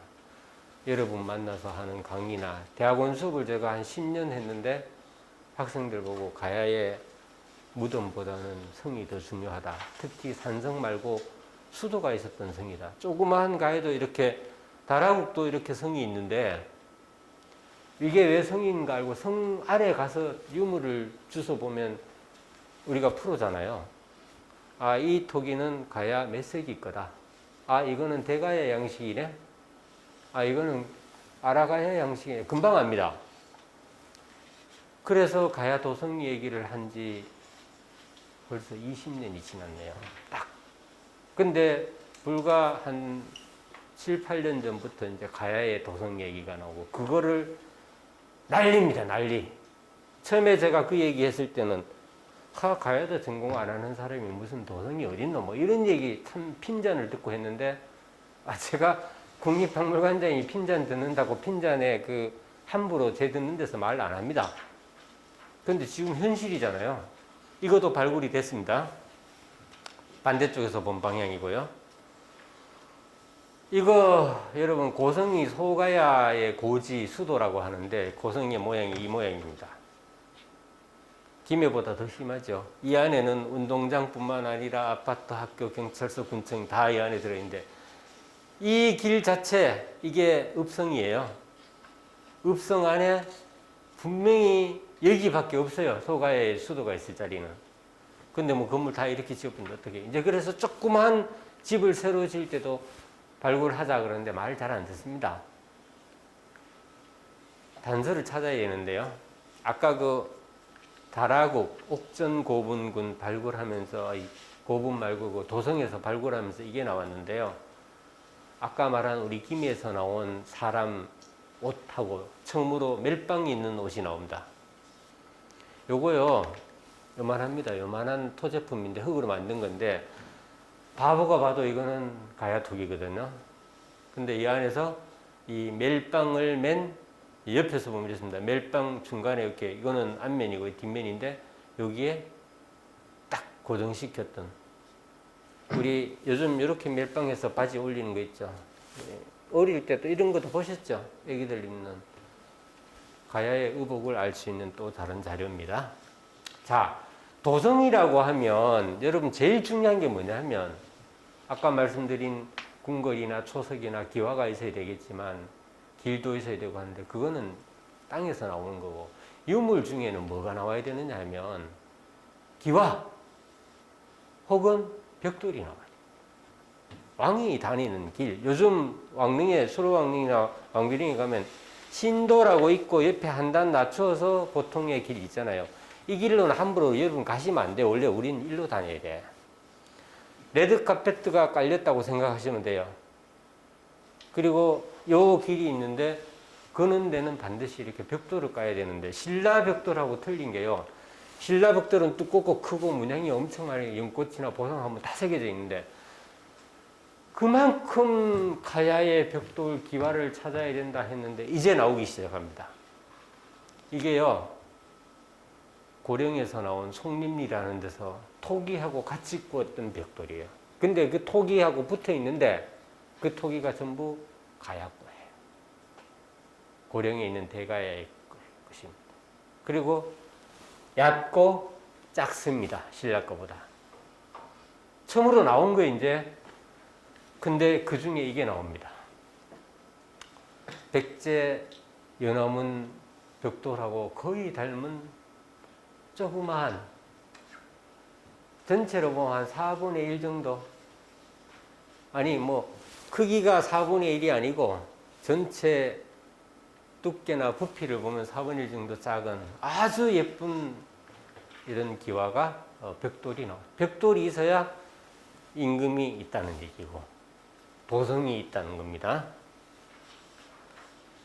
거기에서 나온, 하나는 고령에서 나온 거고 하나는 일본에 가 있는 거고 하나는 발굴해서 나온 건데, 똑같은 범에서 찍은 기와인데 가야 거로 보입니다. 신라 거보다 작고 이런 게 이제 단서가 나오기 시작했고요. 제가 이거 박물관 퇴임하기 전에 가야의 기와라는 특별전을 한 적이 있습니다.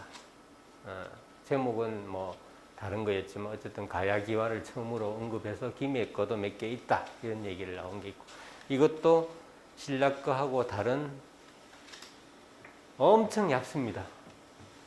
가야의 기와로 보고 있습니다. 그리고 이게 김해에서 나온 건데요. 기와가 맞거든요. 마무리가 되어 있고 이 찍힌 흔적 보면 다 기와인데 신라기와에 이런 게 없습니다. 평화거든요.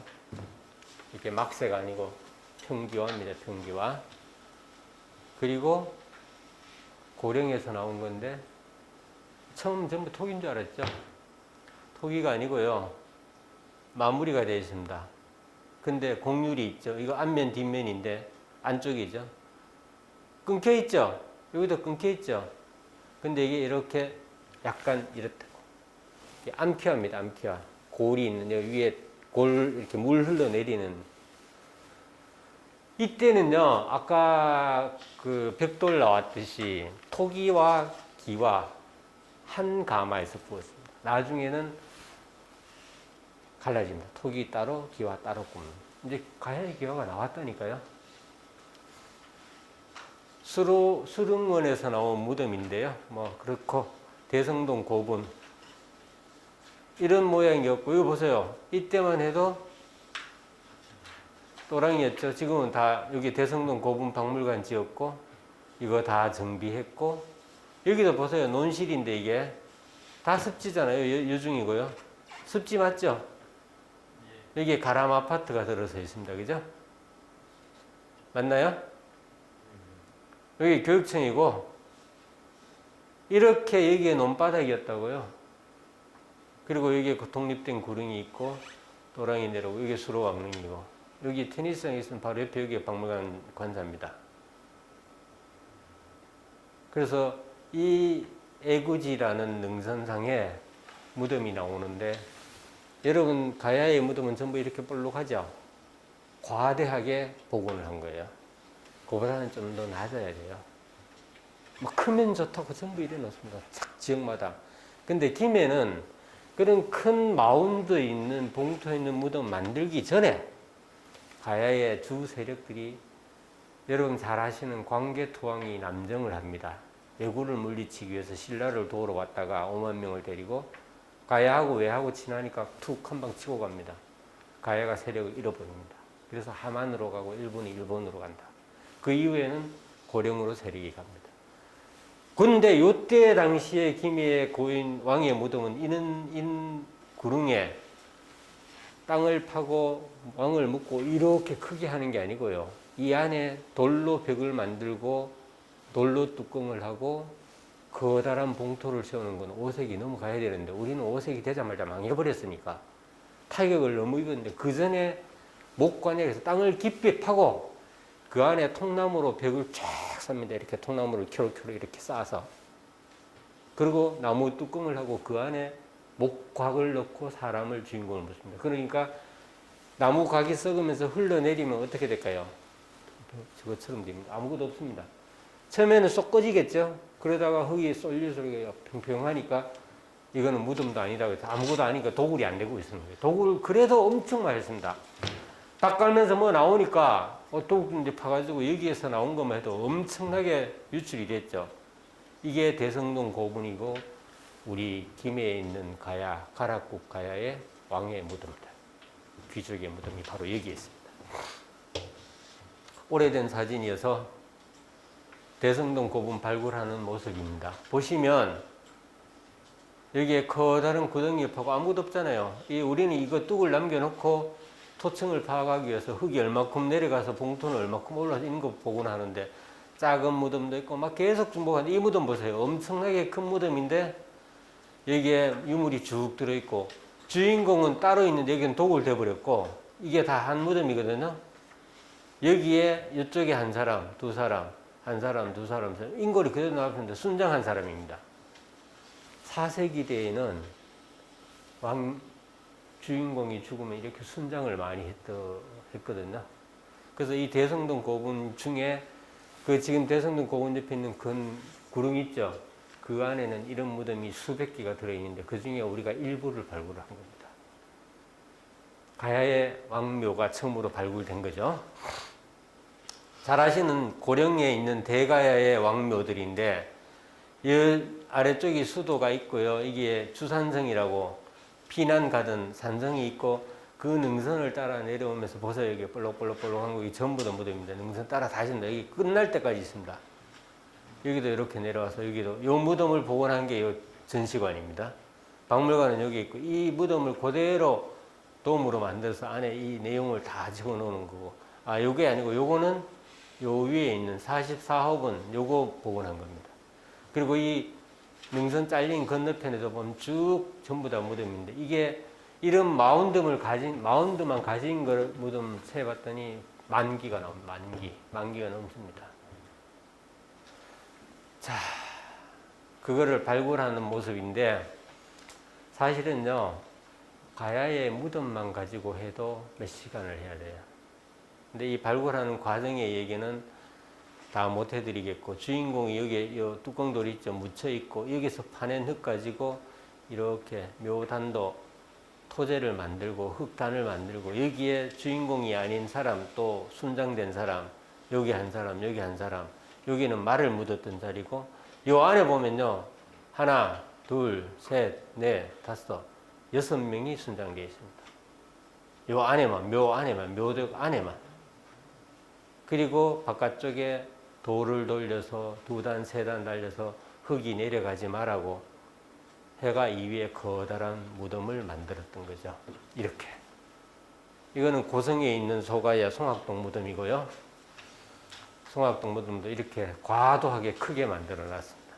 발굴하고 난 다음에 복원하는데 이 부분이 이 정도만 왔으면 좋았을 걸. 뭔가 비정상적이죠. 요것처럼 만들어야 되는데. 사드 때문에 유명해졌던 성주에 있는 벽진가야 혹은 성산가야라고 하는데 요즘 뭐 이거는 신라 거라 해가지고 가야 유산에도 세계 유산에도 포함 안 됐는데 참 웃기는 얘기입니다. 이거요. 이 산성이 이 무덤 주인공들의 피난처 어디 여기에 왕궁이 있겠죠. 여기가 고분군인데 보세요. 이 마운드들 엄청난 무덤들입니다. 요 산이고 요 번호는 우리가 붙인 거죠. 그 발굴했는데 이렇게 발굴해 보니까 주인공 무덤 옆에 딸린 무덤이 한 무덤 안에 이거 안에 같이 들어 있었는데 이게 주인공이고 주인공 무덤이고 딸린 무덤이거든요. 뭐가 나온지 아세요? 이렇습니다. 주인공 무덤에서는 얼마 안 나왔는데 이 옆에 부각에 큰 항아리 옆에 비었죠. 이게 사람을 하나 창고지기를 묻었고 이 많은 토기와 안에 철기도 가득 들어 있습니다. 고등도 들어 있고요. 벽시도 나오고 그렇습니다. 토기에 붙어 있습니다. 안에 가득 넣어줬겠죠. 요게요 10개씩이에요. 10개라는 건 뭐예요? 이진법 아니면 십진법이에요. 근데 이 사람들이 이진법 썼겠어요? 십진법을 썼겠지? 십진법을 알았다는 겁니다. 이런 무덤이 아까 봤던 이렇게 마운드 크고 있는 거는 도굴이 많이 돼가지고 훼손이 됐는데 그 같은 무덤 안에 주인공 말고 옆에 부각에는 손이 못 밑에서 있는지 모르고 도굴을 안 한 거죠. 이 무덤 안에만 토기만 250점 나왔어요. 어마어마한 무덤입니다. 박물관에 전시하면 이래 됩니다. 이제 거기서 나온 인물들이고요. 한국까지만 얘기하고 잠시 토론을 좀 하도록 하겠습니다. 김해 봉황대 복원하고 난 다음인데 여기 아까 미나리강 발굴했는데 이 부분은 발굴도 안 했습니다. 도서관 맞은편에. 여기 발굴했는데 엄청난 게 나왔죠. 여러분 아까 돌로 된 기둥 세우는 걸 초석이라 그랬죠. 나무로 된 기둥 세우는 판은 초판이라고 그래야 됩니다. 우리나라에서 처음으로 나오는 초판이에요. 기둥 세우는 판자 그 밑에 판자가 나오는데 하나, 둘, 세 개로 되어 있고 이게 이쪽 방향에서 세 겹으로 되어 있습니다. 그 중간에 구멍을 뚫어서 이런 기둥을 세우는 건데 이건 어디 세우느냐 하면 뻘에 세웁니다. 뻘에. 저 뻘에다 돌을 세우는 돌에 기둥 세우는 건데 돌이 기울어져 보면 집 무너지잖아요. 나무로 해놓으면 어떨까요? 왔다 갔다 할 수 있으니까 괜찮아. 이게 처음 나오는 거예요. 우리나라에서. 지금 거기 집 복원해놔 도서관 앞에 있는 거기 공원처럼 된 데 있죠. 봉황대 서쪽편. 이게 엄청 나오는데 제가 김해 박물관 첫 출근하는 날 이 현장 보고 출근을 지각했다는 거 아닙니까? 현장 가서 뚝 들어갔더니 여기 내가 좋아하는 곳이고 이게 습지인데 여기 함부로 땅 파면 안 되는데 하고 뚝 들어갔더니 후배가 여기 들어오시면 안 됩니다. 그래서 내가 누굽니다. 그때서야 알고 아이고 예 선생님 오십시오. 물론 네임밸류가 있겠죠. 그래서 현장 보고 깜짝 놀래가지고 그날부로 바로 발굴을 오늘 마친다 그래서 그 발굴이 1년 더 됐습니다. 내가 잠시 들리는 바람에. 그래서 김해시에서는 어디 됐겠습니까? 돈이 10억이 더 들어가고 저기 원래 가야인 체험촌을 짓기로 했거든요. 그때부터 이제 악연이 시작됩니다. 임아무개 이 죽일 놈 살릴 놈. 근데 결국은 불과 몇 개월도 안 돼서 다 합쳤습니다. 그게 아니다. 시장을 만나고 사람들 만나고 설득을 했는데 결국은 다 복원이 됐죠. 이렇게 그냥 형식적으로 가야의 항구다, 배가 있다, 저기는 물품을 내리는 선착장이다 이렇게만 복원하고 넘어갔는데 저 밑에는 아직도 도서관 쪽으로 다 유적이 남아있고 층이요 5세기 층, 4세기, 3세기 다 있는데 일부만 조사하고 전부 덮어놨습니다. 그 정도만 아시죠? 유라 쪽에 용산이라는 곳에 이렇게 길을 내면서 아파트 단지 지으면서 발굴을 했는데 가야 때 길이 나왔습니다. 이게 길이에요. 길가에 측구가 있어가지고요. 이게 물이 이쪽에서 내려오면 이 밑으로 하수구처럼 만들어가지고 지나간 게 있는데 이것도 나무로 이렇게 만들어가지고 물이 빠져나가고 그 위에 돌을 붓고 그 위에 다시 흙을 덮어가 길을 만들어 놓은 거예요. 그리고 이것처럼 그 옆에 바로 바다가 들어왔던 뻘이 있는데 거기에 발굴했더니 보세요. 이거 막 기둥들이 막 나오죠. 나무도 쓰러져. 이게 나무 판자예요, 이거요. 다 썩었지만 옆으로 된 횡목도 막 나옵니다. 기둥은 박혀 있고 이거를 발굴다해가 복원한 게 이거예요. 여기가 짐을 싣고 내리면 내려가서 선착장으로 가서 배에다 싣고 저 멀리 외국으로 가는 건데 이거 단면을 보면 이렇습니다.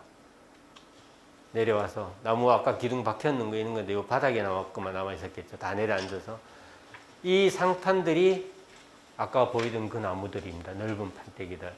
그래서 여기에서도 유라에서도 항구가 나왔지만 우리 봉황대 바로 서쪽편 도서관 앞에 거기서도 항구가 나왔다니까 선착장이 나왔죠. 선착장 나온 거는 지금 김해에서 나온 두 군데밖에 없습니다. 지금까지 가야 거로서요. 이게 아까 제가 말씀드린 겁니다. 우리 인제대학이 여기 있죠. 요 꼴짜기가 김해 박물관에 있는 꼴짜기. 여기가 주천 여러분 잘 보셔야 됩니다. 주천 쪽에서 내려오는 물길이 제일 많아요. 근데 지금 이 앞으로 고속도로가 지나가고 이게 덕교 있는 거 없어지고 선유지라고 있거든요. 그것도 다 메워지고 지금 난립니다. 여 아파트 다 들어섰고. 근데 이런 습지를 없애면, 그리고 여기에 칠산 옆에 공단만 일반 산업단지 만들었죠.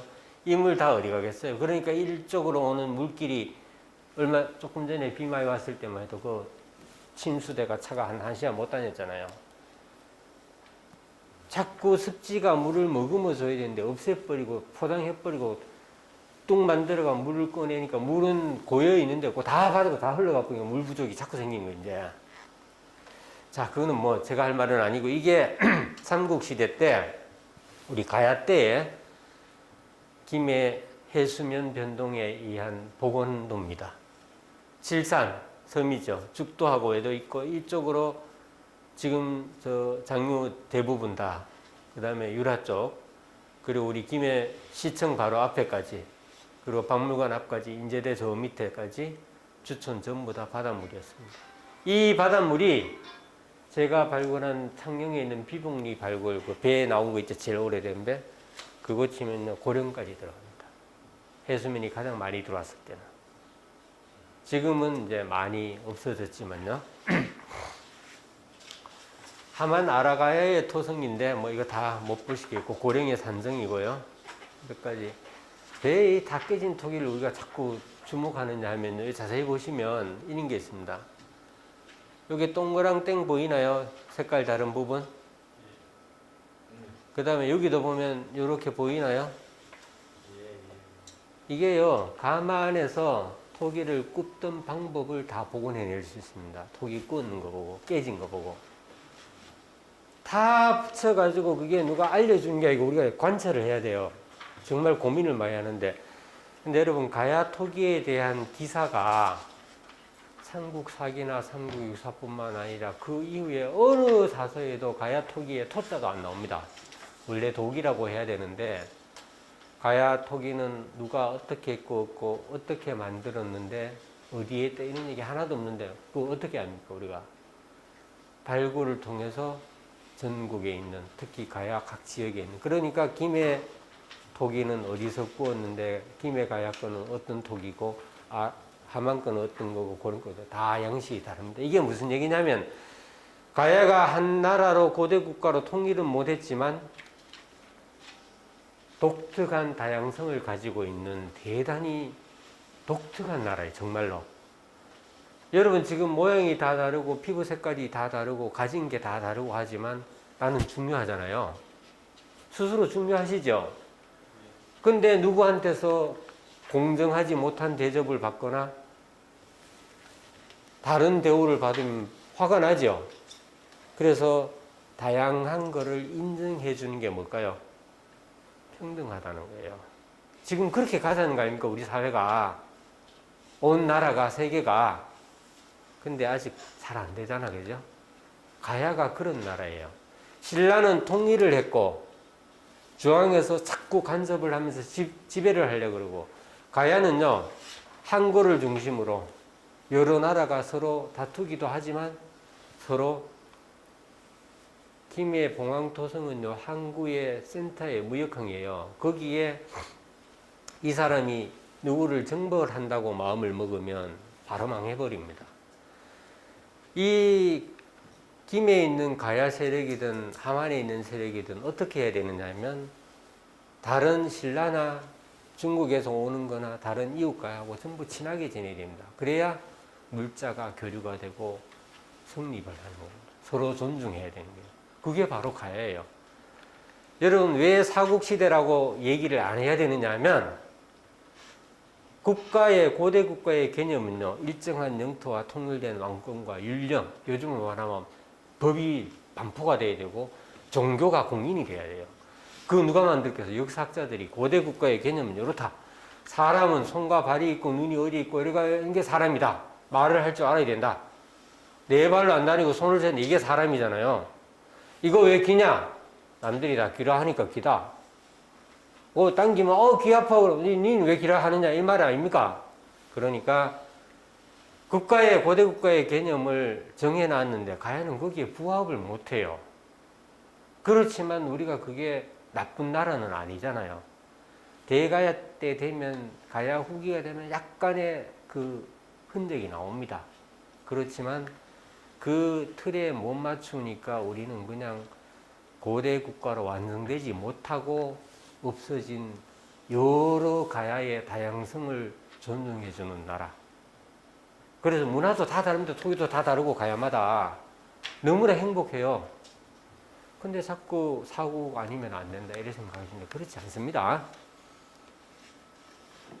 그 뒤로 가면 더 재밌는 얘기가 엄청 많은데 어쨌든 제가 한 20분 더 할 수 있지만 여기서 제 강연은 일단 마쳐야 될 것 같고요. 아까 말씀드린 것 중에서 그 얘기를 잠깐만 하겠습니다. 최근에 일부 제야 사업자들이 우리 교수님들 보고 강단 사업자다.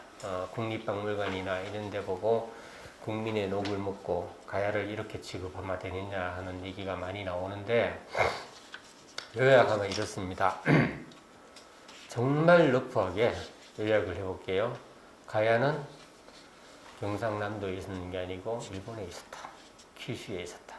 그래서 고령 30, 지산동 30호번에서 나오는 충각부주가 일본에서도 똑같은 게 나온다. 그걸 보여줍니다. 항상.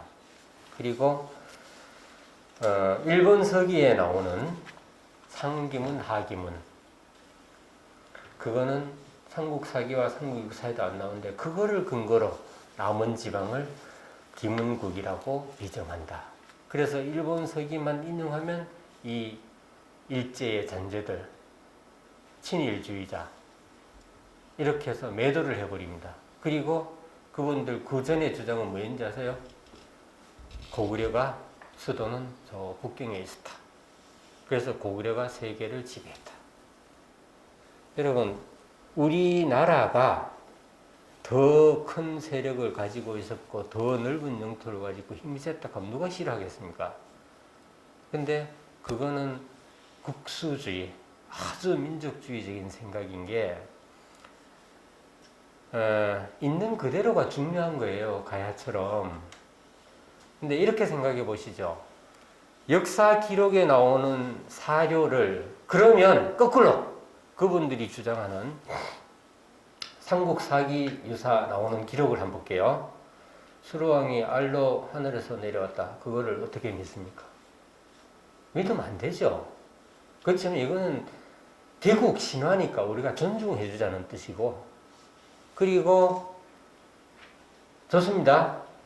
중국을 볼게요. 일본이 우리를 침략해서 그렇게 싫어하는데 일본 서기는 벌써 7세기의 자료예요. 지금까지 남아있는 역사책이고 우리는 1012세기의 기록을 가지고 있단 말이에요. 그 전에 거 없어져 버리고 없잖아요. 근데 역사 사서는 우선 중국 얘기부터 할게요. 중국이 한무제가 우리나라를 침범해가 사군을 설치했잖아요. 벌써 식민지 됐잖아요. 우리는요. 왜 중국은 왜 안 뭐랄까요? 중국 사설을 인용하면 안 되지 그러면. 왜 일본 서기만 인용하는 걸 자꾸 뭐라 해요? 중국 사설 인용하면 안 되잖아. 그리고 중국은 그 이후에도 현대에 와서 6.25 때 인민군이 얼마나 왔습니까? 이게 중공군이 얼마 왔어요? 엄청나게 우리가 일사후퇴 했잖아요. 왜 그렇게 침공했는 거는 그 나라 사선이 읽어도 되고 일본이 침공했는 거는 왜 읽으면 안 돼요? 그리고 지금 학계의 역사학자들이 그분들 반박 안 하니까 유튜브에요. 하나 올리면 2주 만에 10,000명, 20,000명 봅니다. 그거 전부 돈이잖아요. 막 돈은 벌어도 좋아요. 언변이 좋아서 막 이런 얘기하면서 여러분 일반 국민들은 그거 들으면 맞네. 이 나쁜 놈들이네. 교수들 다 때려 죽여야 되네. 근데 그 겁이 나서 대꾸 안 하는 게 아니고 내 공부하고 국가 발전을 위해서 정말 역사를 연구해야 되는데 그런 내 대꾸할 시간도 없어요. 정말이에요. 그리고 더러워서 피하는 거지 무서워서 피하는 거 아닙니다. 여기서 한 가지만 더 말씀드릴게요. 가야가 만약에 일본에 있고 고구려가 북경에 있다면 우리 얼마나 좋겠어요. 그러면 이래 생각하면 됩니다. 그 유물곤란 정말 빙산의 일각 하나 들고 가. 우리 유물이 일본에 가고 우리 철기들이 가 일본 가서 그런 유물들이 만들어져요. 가밭도 그렇고 투구도 그렇고. 지금도 그런 건 아니잖아요. 지금은 우리 역전됐잖아. 일본의 핵심 부품 없으면 우리 나라 거의 안 됩니다. 그걸 극복하려고 지금 이 팬데믹 상황에서 난리잖아요. 근데 그거를 떠나서 역사 기록은 아까도 말씀드렸듯이 일본 서기에 있는 기사는 거의 다가 잘못된 게 맞습니다. 훨씬 더 이상한 글로 써놓은 게 있고 그거를 임나 나오는 것도 가야 임나 뭐 가라고 다 같은 용어인데 임나 일본부 일본에서 얘기 안 한대 지금요. 왜 자꾸 저걸 다 끝난 얘기를 이제 들고 와서 또 거꾸로 얘기하는지 이해를 못해요. 임나 일본부가 4세기 때 일본에서 건너와서 우리 반도 남부를 지배했다. 총독부처럼 조선 총독부처럼 임나 일본부를 만들어가 지배했다. 이게 학설인데 그 학설 없어진 지 오래됐습니다. 지금 나오는 것도 일본에 있는 극우주의자들 일부가 자꾸 얘기하는 거 전부 아마추어들이에요. 예전에는 관변학자들이 그런 얘기를 했지만 그래서 지금은요 임나 일본부라는 거는 가야 지역에 있었던 여러 지역 중에 어디에 있었던 대외 교섭 창구입니다. 서로 통상하고 무역하는 데서 얘기하는 그런 하나의 집단에 불과해요. 그리고 여기서 중요한 게 그거잖아요. 역사책은 아까도 말씀드렸듯이 삼국 사기 초기 기록요 우리 지금 나오는 유적 유물하고 거의 한 300년 차이가 납니다. 근데 만약에 혁거세가 언제 나라를 세웠다 하면 그거 한 300년 뒤로 맞추면 다 맞아요. 지금 우리 나오는 유적들하고. 그래서 사료는 항상 비판하고 검증을 해서 필요한 거를 써야 되는데 상기문, 하기문도 마찬가지예요. 일본 서기에 나오고 삼국 유사이나 사기나 유사이는 안 나오지만 양직공도라는 데 보면 기문이 몸기자인데 이렇게 사자로 나오는 거 있죠. 그거하고 똑같아요. 사문이라고 나옵니다. 요거는 기문으로 읽을 수도 있어요. 조금 올라가 보면 사자 돼버리니까. 근데 그걸 이야기해도 일본 서기에 있는 것만 인용한다. 이런 얘기를 합니다. 그래서 이게 환단곡이라는 역사책이 있었는데 그거를 믿는 몇 분들이 모여가 지금 또 이상한 정말 참 아까 부총장님 말씀대로 국력을 낭비하고 있어요. 이분들이요 국립박물관에 어떻게 하는지 아세요? 문화재연구소 김해시 300페이지 되는 민원서를 냈습니다. 하루에 뭐 어떨 때는 6번, 7번씩 올리고 전화해가지고 이영식이라는 사람이 쓴 가야에 관계되는 논문들 전부 카피해가지고 아니면은 PDF 구워서 다 보내. 말라봅니다. 공무원 어떤 상황이 있을까요? 민원인 대응 잘해야 되거든요. 아이고 예 관심을 가져주셔서 감사합니다. 이런 자료는 시간이 걸리니까 기다리십시오. 앉아가 그거 PDF 굽고 전부 100페이지, 1000페이지 복사하고 앉아있습니다. 유능한 공무원들이 그런 일 하고 있으면 되겠습니까? 근데 그런 분들이 우리 김해에도 많아요. 근데 지금 여기에 가야 아카데미라고 돼 있는데 저거 표절입니다. 김해 박물관 문화강좌 이름이 가야 아카데미고 제 있을 때 만든 이름인데 가야 아카데미는 좀 딴 걸로 가야 포럼이라 하든지 좀 바꾸시면 좋겠고 그걸 떠나서 이런 내용을 우리 여러 김해에 있는 분들 얘기 듣고 저는 오늘 하고 싶은 말 사실은 뭐 한 3분의 1도 제대로 못했지만 워낙 짧은 시간이어서 그런데 제 얘기는 고마하고 짧지만 어쨌든 혹시 질문이 있거나 하시면 해주시면 제가 아는 만큼 답변해 드리겠습니다.